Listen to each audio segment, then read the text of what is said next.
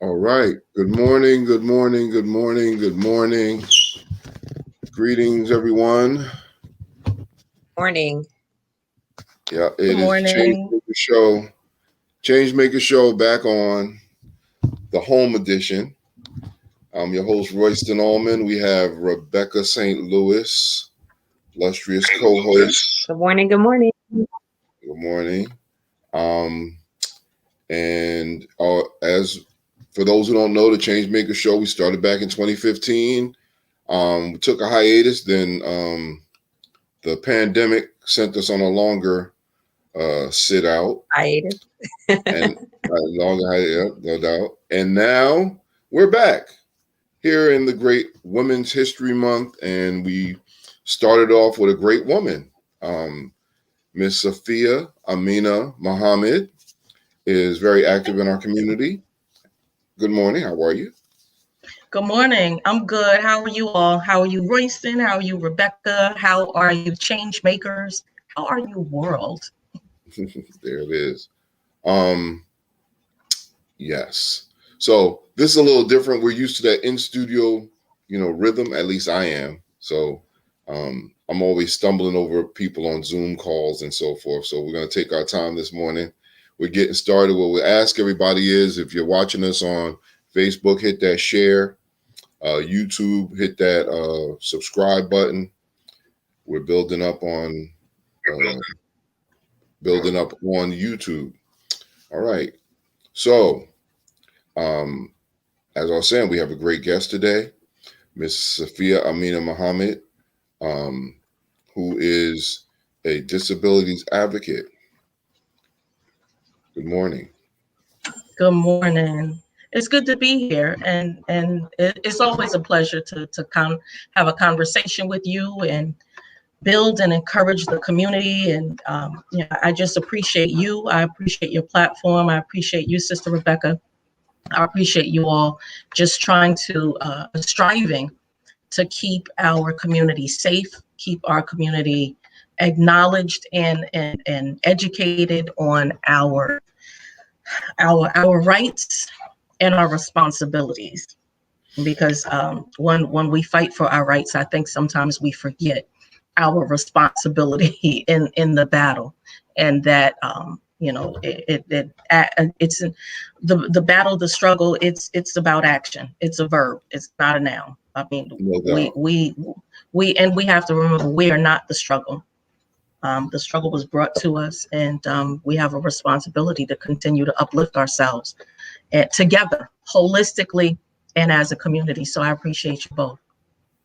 Thank you. And yeah, I'm so glad you set it off like that because that's what the Change Maker Show was all about, was trying to gather people who are active in the community that needed, more light. Because a lot of times we just left a political year and we talked about a agenda, and there's a lot of things left off the agenda.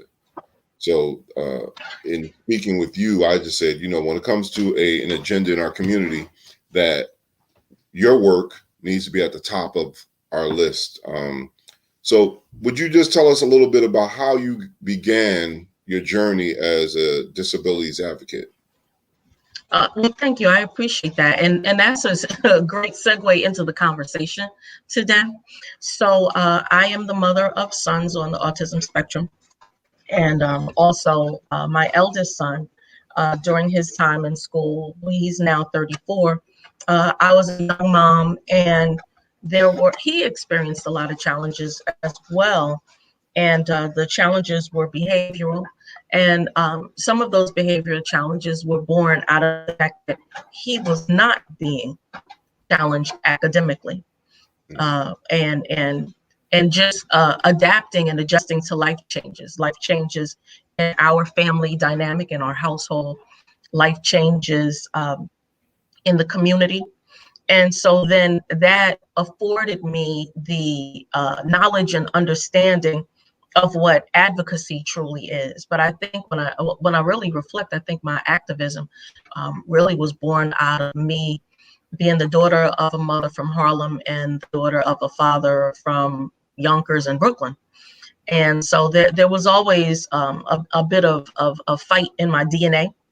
And so not really being taken seriously, seeing my son, sometimes my oldest son, sometimes not being challenged academically, but then also being labeled. And so labeling is different, because sometimes I think we use the word labeling as an excuse not to address or accept what's going on with our children and ourselves.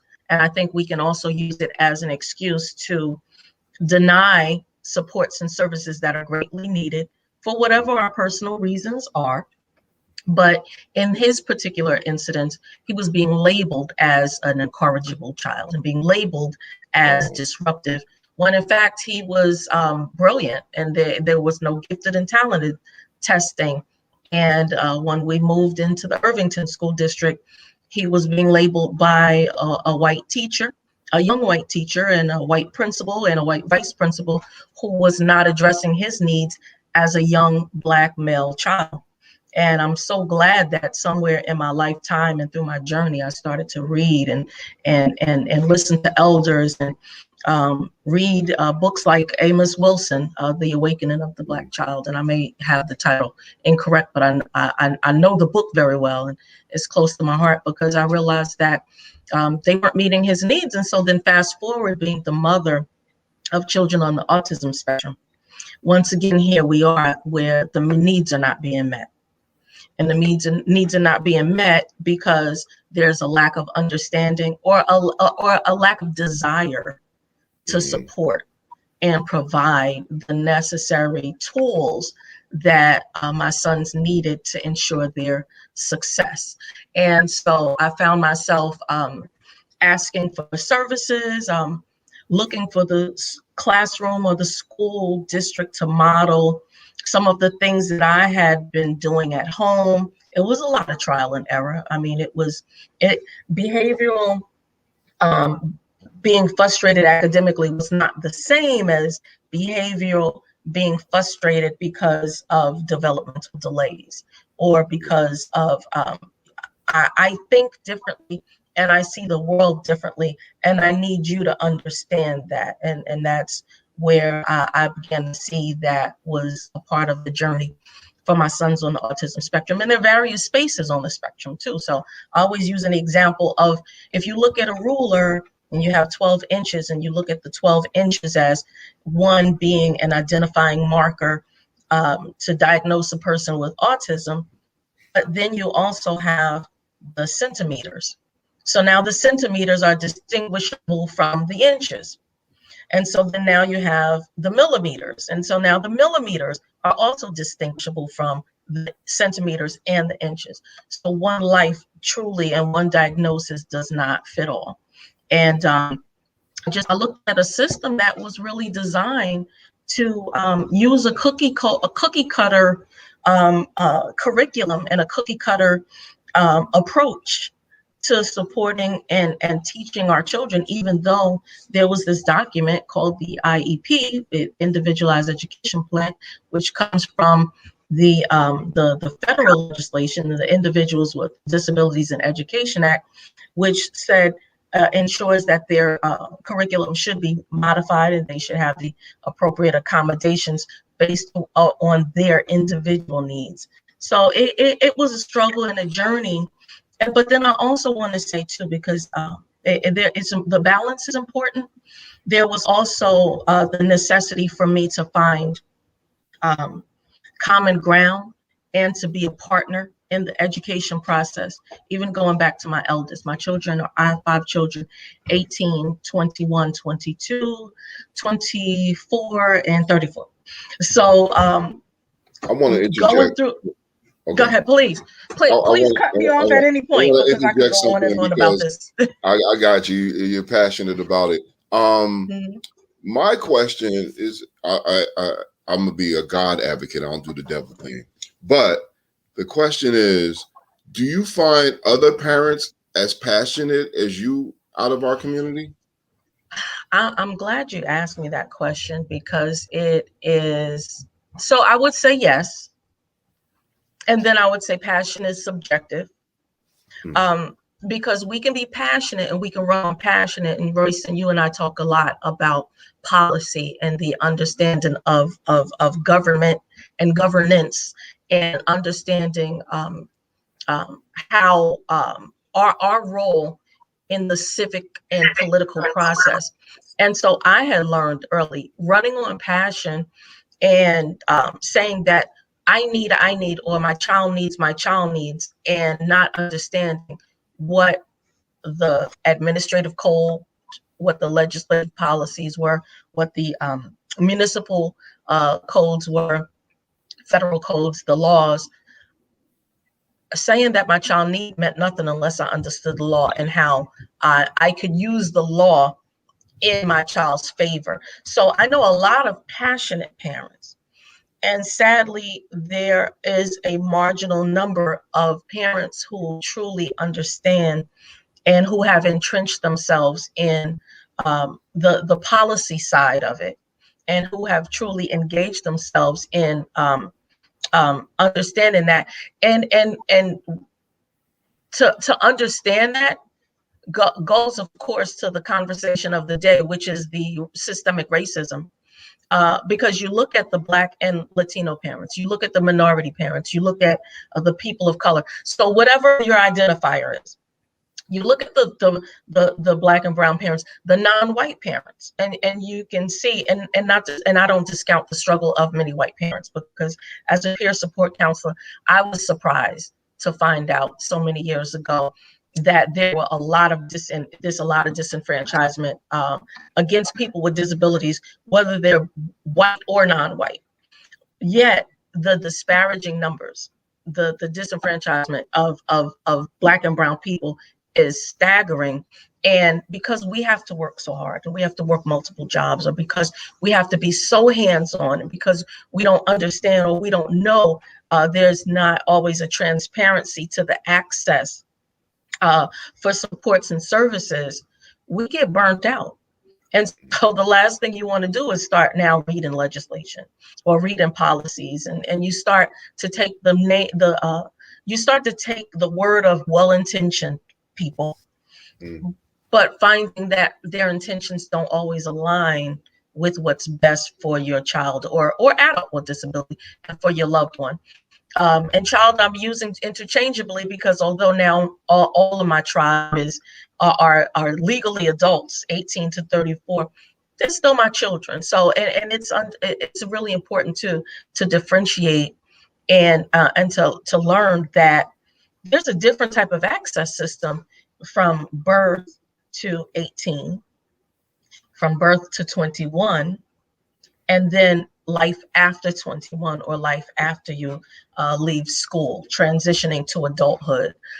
There's so many facets. And so, I mean, this could easily be a 100-part series, not a 2 or a 20-part series, but a 100-part series, because in my journey, I'm still learning, still understanding, still building, networking, gaining relationships and friendships with other parents, mothers and fathers, grandparents, uncles, aunts, siblings. And we have to build a stronger coalition. And it's so important for us to get past our lack of understanding, or our sometimes we just don't want to understand. I mean, let's look at the urban family, or let's look at a culturally diverse family. Let's look at the Black family. Let's look at the descendants of the African descendants of slaves, and let's look at how we couldn't. I suffer from horrible headaches. I can't imagine working the field and having the headaches that I experience, and being able to walk away and go sit down for 15 minutes in the dark just to allow the headache to dissipate, because I'd get whooped or hung, or who else knows what, tortured, beaten. And so oftentimes it feels like that as a parent too. Like, if I stop and take a break and take a rest in this struggle, the system is going to beat me down, or the system is going to beat my child down. And so it's important for us to rely on one another, but it's also important for us to understand that these discriminations, especially these racial discriminations, they can be amplified by our sense of ableism. And ableism is a discrimination and a social prejudice against disabled people or people who are perceived to have disabilities. And we, because of a lot of what we've experienced as Black and Brown people, especially in our culture, oftentimes, we can use ableism to either deny our loved ones the right to supports and services, or we can disable them, so to speak, as opposed to enabling them and encouraging them and supporting them in their journey. Because a person having disabilities doesn't mean that they don't have a right to dignity. They don't have the right to respect, and they certainly have a right to have agency, to have ownership, to have a say over their own lives. And I know it's my baby. I know best. We don't always know. We know a lot from a loving place, but we don't always know best. The person, the individual often knows best. And a lot of times they may have a hard time in expressing it. And so it's our job to either help them express themselves or point them in the direction and enlist support of others who can help them and support them in expressing themselves. And I mean, so you look at people of color who are disabled. So now they have the dual oppression. They have the racism, and then they have the ableism from their own peers or from their own communities. And even not just within our own community, but it's a different sense of oppression when it comes from within your own community. And so they're intertwined, and it's a lot of work that has to be done, but the work can be done. We have to want to do the work. I have a question. Just to go back to what you were talking about a little bit earlier about policy, what do you say as an advocate to those moms, dads, aunts, uncles, sisters, brothers who had a loved one in their lives who are disabled, but are not comfortable with talking to their legislators, talking to their policymakers or their councilmen and stuff like that? How do you guide them in advocating for their loved ones, but they don't feel too comfortable with the policy side of it? Mm-hmm. So when you don't feel comfortable with the policy side of it, which I completely understand, then that's when the community, that's when the village comes into play. That's when the family comes into play. And so, Rebecca, I really don't want to talk to my legislator. I just communicate with them because my garbage isn't picked up on time. And so how in the world are they going to hear me when I'm telling them that I have a child with significant needs and their needs aren't being met? Rebecca, I see you at the city hall meetings or at the city council meetings every week. Can you speak to this issue for me? Can you bring this up? Or Rebecca, I don't want to have a conversation with them, but I do want to write a letter. Royston, I know that you're really great with writing petitions. Can you help me to get a petition going?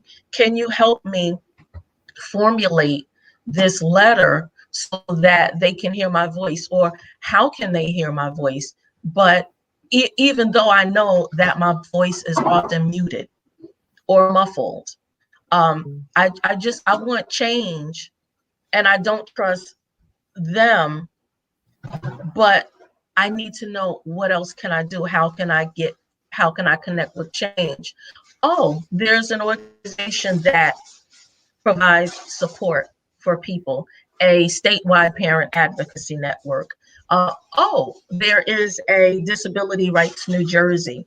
There's an education law center. Let me talk to them so they can then speak for my loved one, speak for me, and speak for other people like us who want to see change, but we're not comfortable speaking directly with the stakeholders, speaking directly with the policymakers, and to go honest, if these are the people who have say and these are decision makers, then I think it's important for us to work together and collaboratively to break down that barrier so that we can decide how to connect with them and how to bring them into our communities.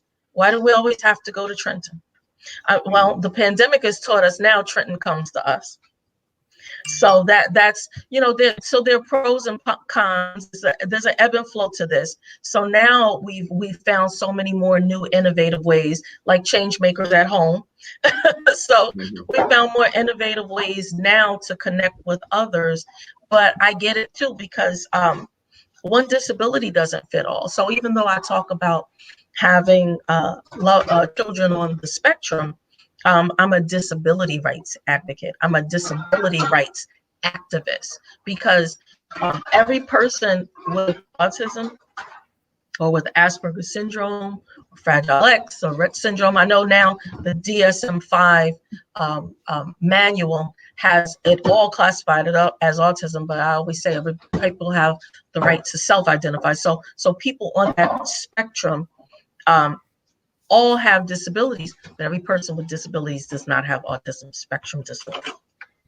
And so every person with disabilities does not necessarily have a developmental disability or an intellectual disability.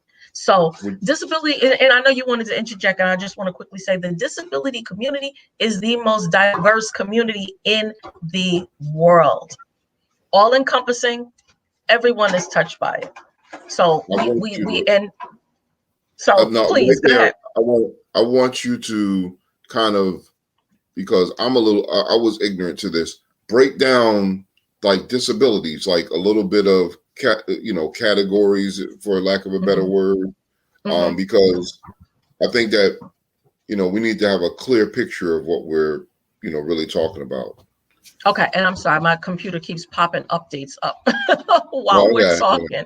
So you have intellectual disabilities and developmental disabilities. You have, interestingly, I was ignorant about intellectual disabilities some time ago, because I learned in a conversation with a doctor and going through evaluation processes approximately 15 years ago, that intellectual disability is the term now used for what was formerly known as mental retardation, which is a very offensive word.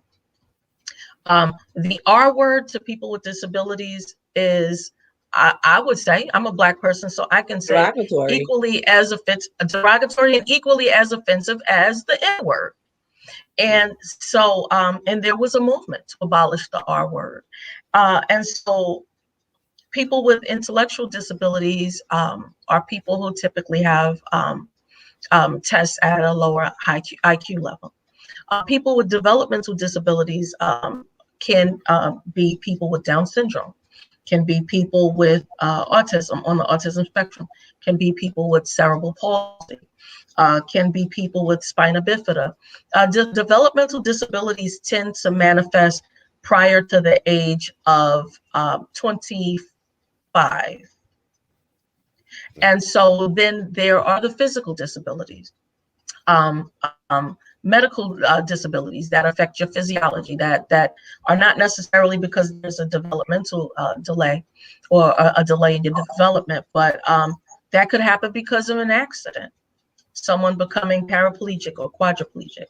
There can be people, interestingly, attention deficit and attention deficit hyperactive disorder are not necessarily developmental disabilities, although a person with developmental disabilities may also have a dual diagnosis, other things, a comorbidity, something occurring at the same time. So they may have also mental health challenges.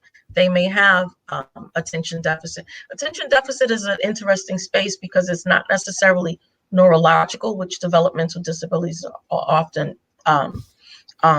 examined through a neurological basis, and yet mental health ADD or ADHD, it somewhat kind of borderlines that physiological health, the mental health, and the developmental health, in which I was diagnosed at 39 with attention deficit disorder, and I was glad. I was not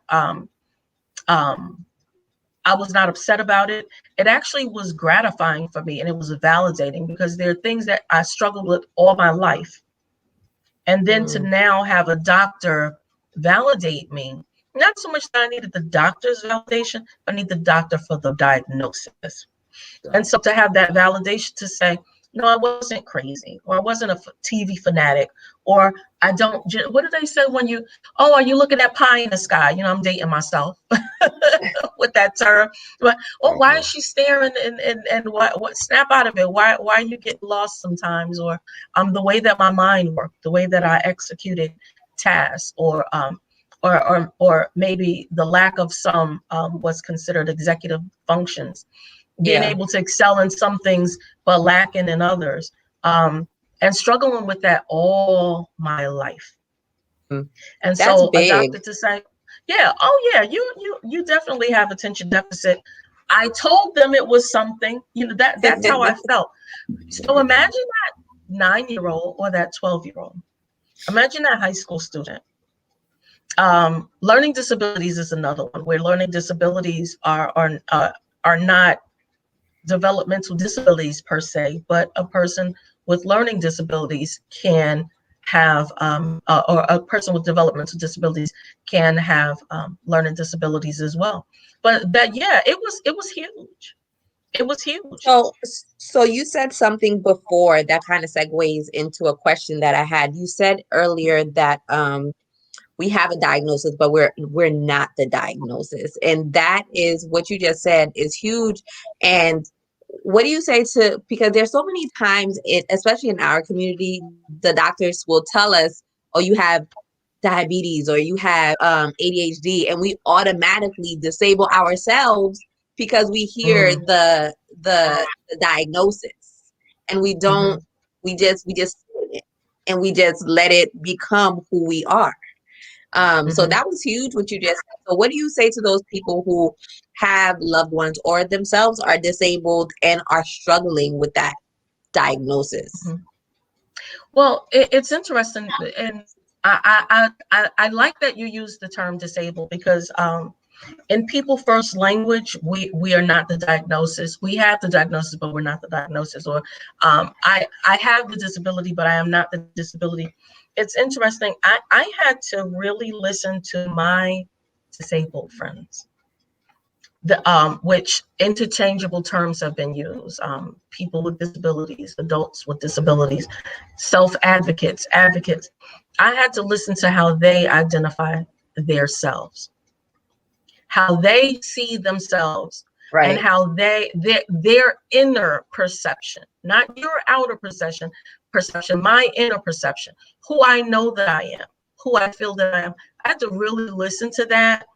And so it's hard for me to tell anybody anything, if that makes any sense, but to support and listen to someone when they say, this is my feeling, and be supportive. That's huge. That right there is huge.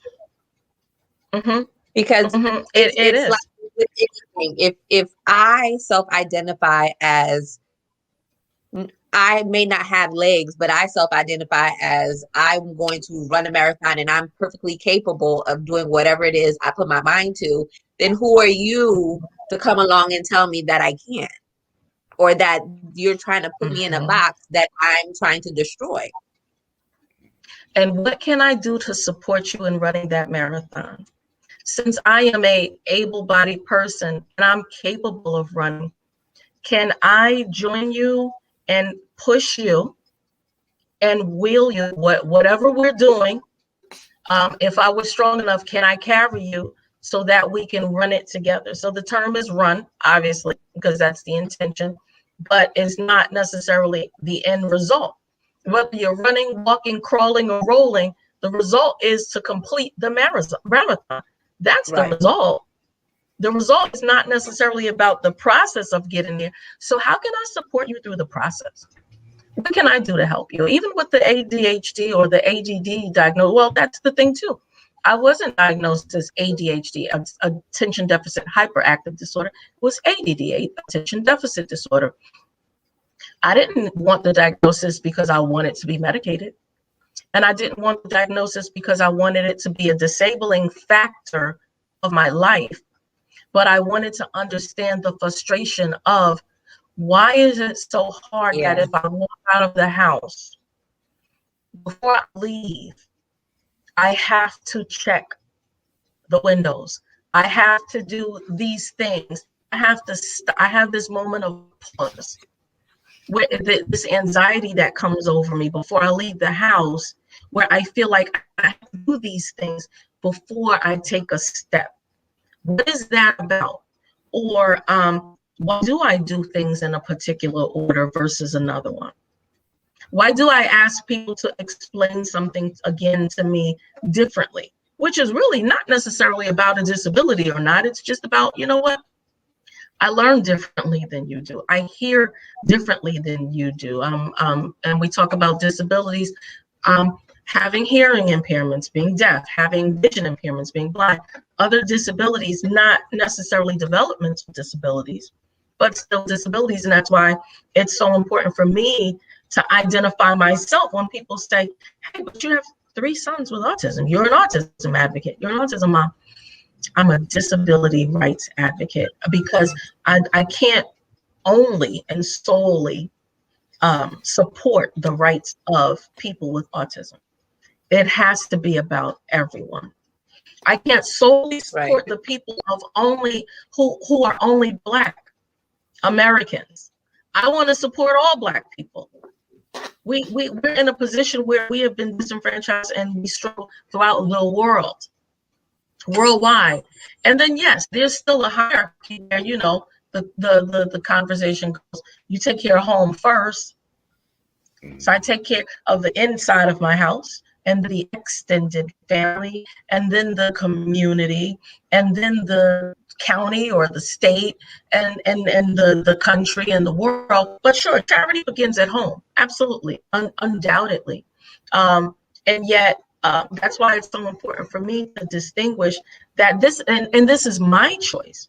So the choice, because I have friends and colleagues and people that I know who are central parents, who are Prader Willi parents, Prader Willi or who are parents of people on the autism spectrum, and that's their choice to stick with advocacy and awareness in that particular area. So I don't tell them, well, you're wrong and you better come on board and you better open up to everyone. No, that's the right, and it's my right to say, I want to ensure the rights for everyone. And going back to the public policy, let me tell you, people with disabilities are a voter block and a voter base that is ignored.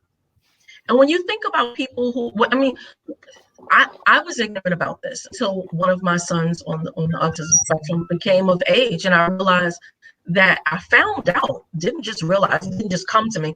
I found out that he has the right to vote. Now, this is my son with the most significant needs. My 2 of my sons are very independent and highly functional, if you have to use that word or that categorization to help people understand. And yet my 22-year-old has the most significant needs, and the journey started the earliest at 2 with him.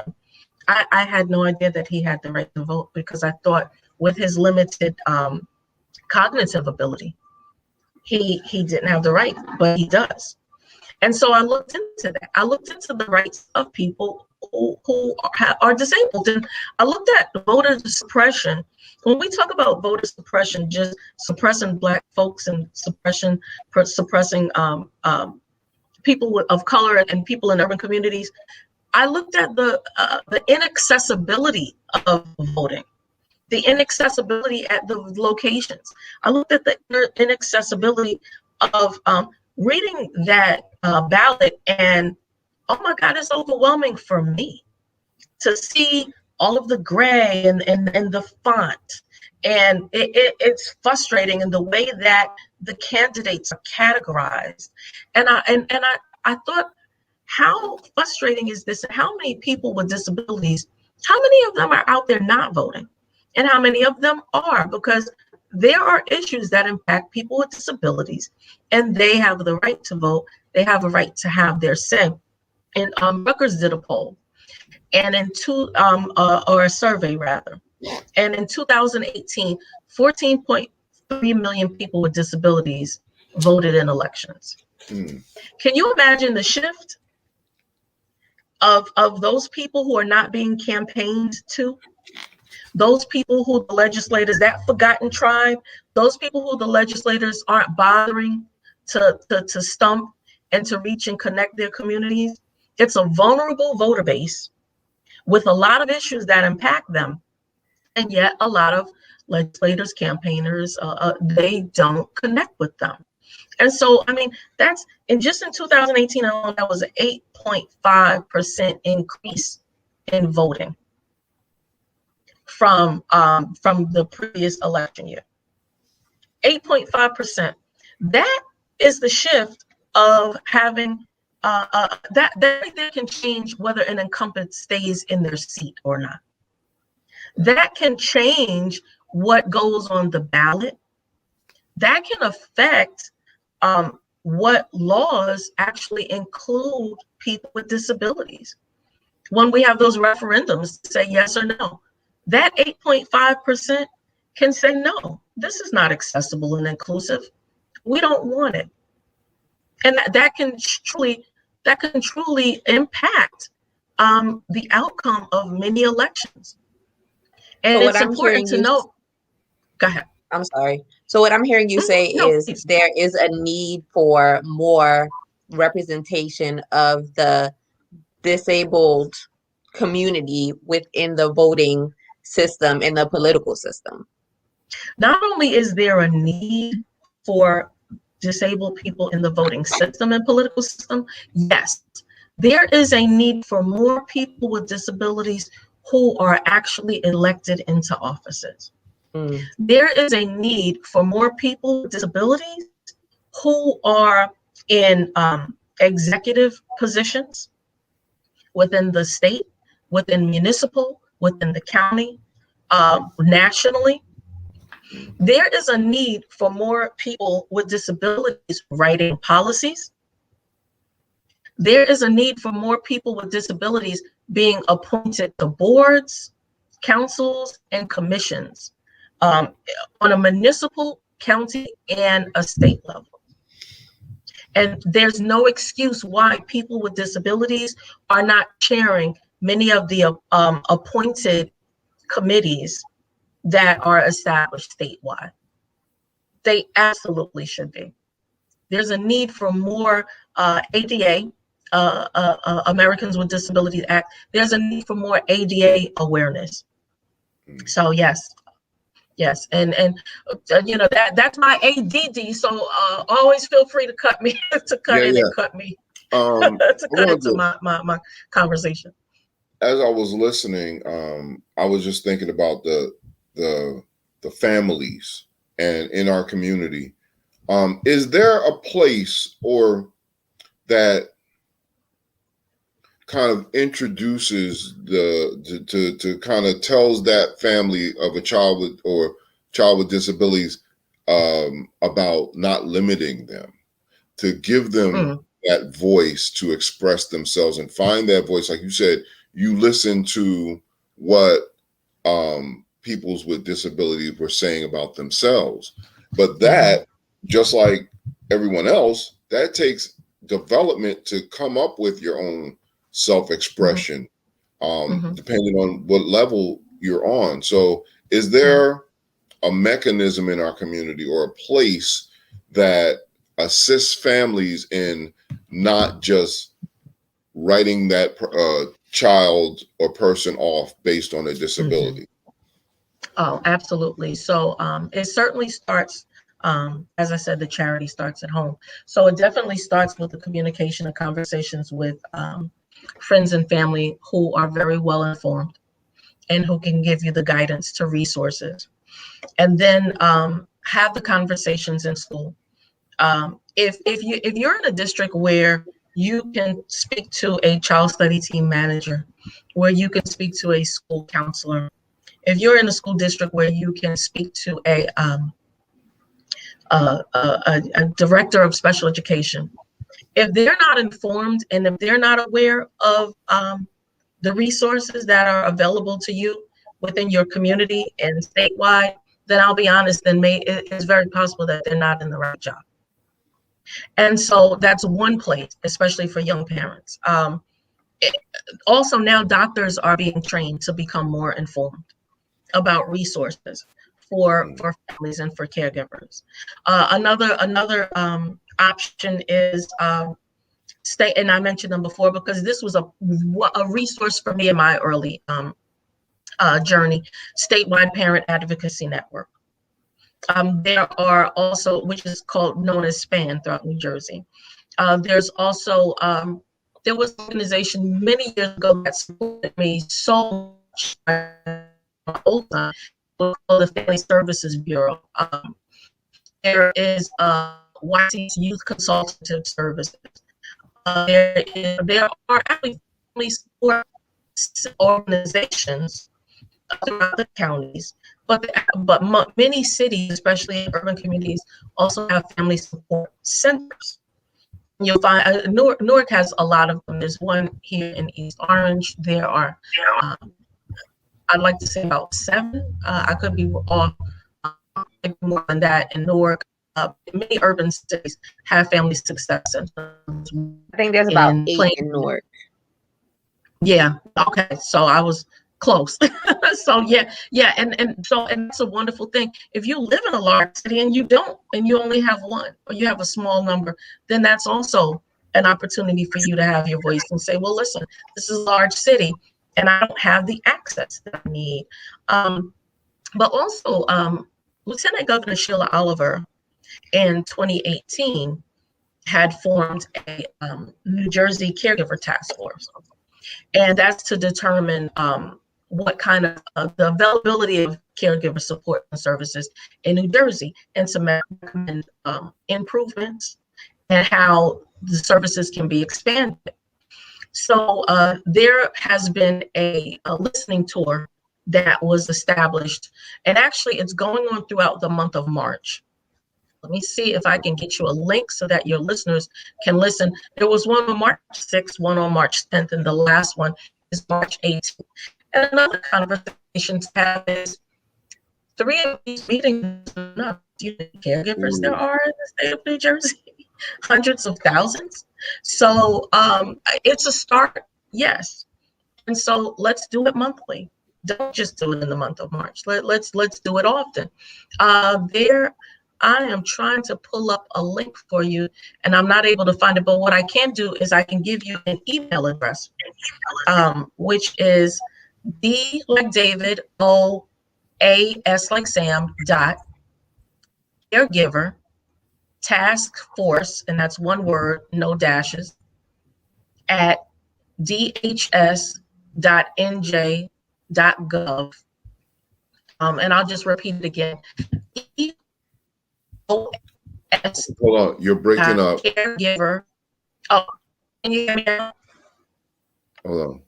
Is that better? Start over. Okay, and I'm going to put it in the chat so you can also repeat it or put it in chat for you guys as well.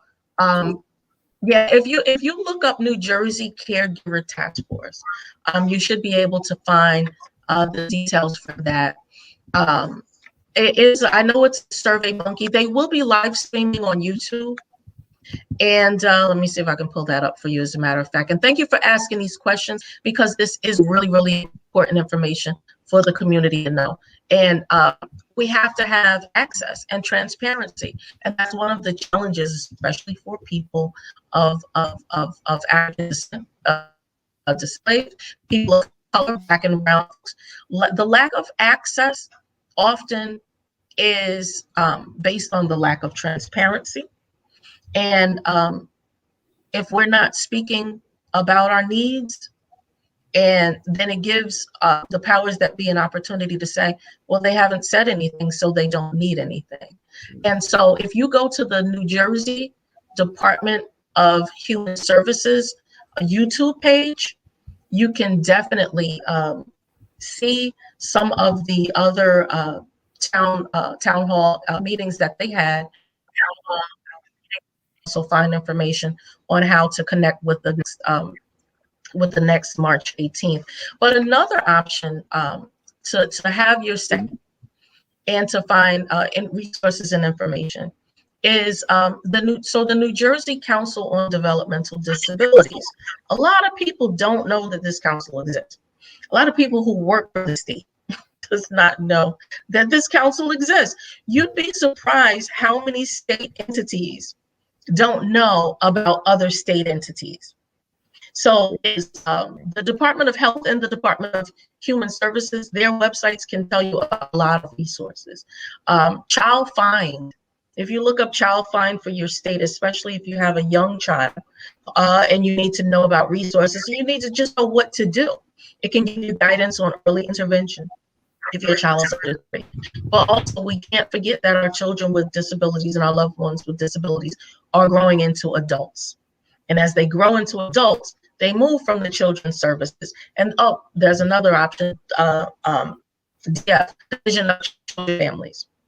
So as they move from childhood, they move into adulthood. And now there's DDD, Department of Developmental Disabilities. There's also DDS. Well, DDD is the Division of Developmental Disabilities. DDS is the Department of Disability Services. And the interesting thing that it's alphabet soup and it'll drive you crazy. But I do want to say to your listeners really quickly, please go to the New Jersey Council on Developmental Disabilities website, which is njcd.org. Because right now, up until April 2nd, you can give your recommendations about their proposed 5-year state plan. We often don't know about these things, and we have to have our say on what we think these organizations should be doing for our community, what they should be doing in our community, what they should be doing for us. And so this proposed 5-year plan outlines the goals and objectives of the organization and how they support families and people with disabilities. And so without our say, these decisions are made for us, but they're made without us.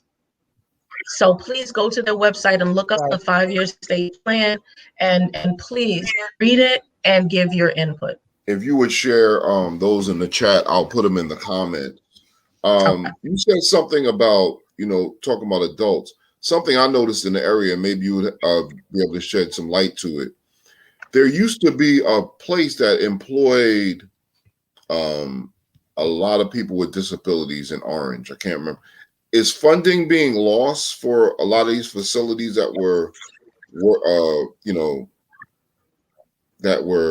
giving work opportunities, employing people with disabilities? I forget the name of the place in Orange. You're talking about the occupational center. That's it. There it is. Occupational center. They had a facility in Orange. There was also one in Bloomfield. Not only did they employ people with disabilities, but it was a great resource for trade and job training. It really was a great resource for people.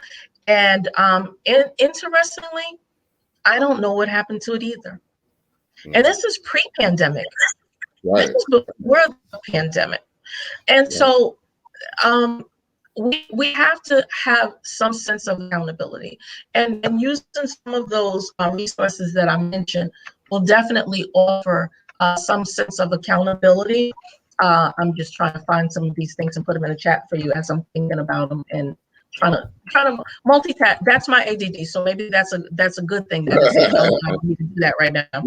We could put them in later afterwards. Okay, but at least if I'm sending them to you in the chat, you have them. I got it. I'm getting them. But yeah, that's what would be Oh, go ahead. I'm your sorry. no, Did I freeze or I was did you gonna freeze? ask Okay. what would be call to action for what would be your call to action to some of the listeners that are listening now that wants to be part of the solution and take more action but are not clear as to what direction to go in. So what would be your call to action for our community? So the call to action is, first and foremost, find out how you can register your loved one who has disabilities. If they are eligible to vote, register them to vote. They have a right, they have a choice. There are ways to modify and help them understand the political process and who they vote for. I mean, let's be realistic. Sometimes people vote and don't have any idea who's on the ballot. So that's an opportunity for you to support them and for you to learn who's on the ballot as well. We vote people in all the time who Right. have no interest in us or in our community, but just in holding a Right. position. And so then now they're making the worst informed and less informed decisions for us. So number one, register your loved one who has disabilities to vote. Number two, as I mentioned about the caregiver task force, find out more about the caregiver task force. Demand that it happens more than just 3 times in the month of March. Also, the New Jersey Council on Developmental Disabilities. Give your input to that 5-year plan. Look at that 5-year plan and determine if anything in that 5-year plan is suiting the needs of your family, suiting the needs of your community, suiting the needs of people who look like you, who live where you live, if it's suiting the needs of people that you love, and give your input on how they can. The fourth thing that I would say is there are offices of ombudsman throughout the state. There is the ombudsman for individuals with intellectual and developmental disabilities. His name is Paul Aronson. Reach out to his office, let him know who you are. There is also an ombudsman for special education. And her name just escaped me for a moment, but it'll come back to me.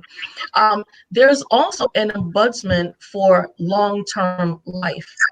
I actually did not know about this. The New Jersey Special Education Ombudsman is Cynthia Honus Sandin, and I hope I'm pronouncing her name correctly. But I also did not know that there is an ombudsman for long-term life care for your elder loved ones. Another thing we don't think about, is that elders experience developmental delays as well because they lose cognition. So they lose memory. They lose the ability to reason. They also lose the use of body functions. And so also people with disabilities live long lives, especially people with intellectual and developmental disabilities. So you may have a loved one with developmental disabilities, intellectual disabilities, who is now 60 to 65 years old. So not only are you looking for support for them and you want to find resources and services for them as an elder, but they have to still meet their needs as a person with cognitive limitations and developmental disabilities. So there's even a New Jersey judiciary ombudsman to help you and support you through your process and understanding the court process. And a lot of these things are not things I will always know. A lot of these things are things that I've actually learned during my pandemic education time. So, pandemic university. I've learned some of these things during pandemic university. And so